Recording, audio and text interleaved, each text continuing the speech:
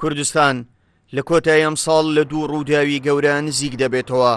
ئەویش ئەنجامدانی ڕیفراندۆم و هەڵبژاردنەکانە هاتنە پێشی ئەو ڕووداوانە لەو کاتەدایە کە نێو ماڵی کوردی و دۆخی سیاسی کوردستان ئێزگار پەرتەوازەیە. جەژن کۆتایی هات. هەم لایەنە سیاسیەکان هەم خەڵکی کوردستان چاوەڕێی دەست پێشخەری و گفتوگۆی ڕاستەوخۆن لە نێوان لایەنە سیاسیەکان.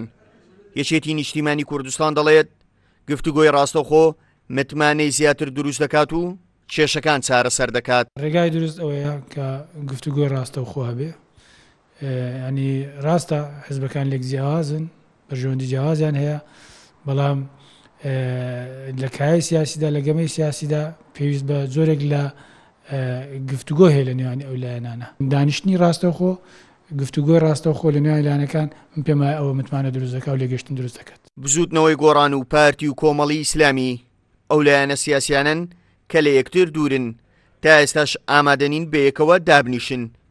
یەکگرتووی ئیسلامی کوردستان دەڵێت دەبێت لایەنەکان سازش بۆ یەک بکەن تا کێشەکان چارەسەر بن. هیچ لایەنێکیش نابێت بە نیازی ئەوە بێت تەنها خواستی خۆی بێتە دی. لەلایەنە ناکۆکەکان پێوا بێت تەنها بە خواستەکانی ئەو فەرامۆشی خواستی بەرامبەرکە. بۆیە سازشی هەمە لایەنە و هاتنە خوارەوە لە قەناعەتەکان و کۆبوونەوە لە خاڵێکی هاوبەش چارەسەری ئەم گرفت و کێشەیەەکە. هەرێمی کوردستان قەیرانی دارایی و شەڕی داعش و ترازانی سیاسی و پەخستنی پارلەمان بەرۆکی گرتووە. ئێستاش وادەی هەڵبژاردنەکانی پارلەمان و سەرۆکایەتی هەرێم و ئەنجامدانی ڕیفراندۆم نزیک دەبێتەوە، بەڵام تا ئێستاشی لەگەڵدا بێت. لایەنەکان لەسەر هیچ پرسێک لەو پرسانە یەک دەنگ نین.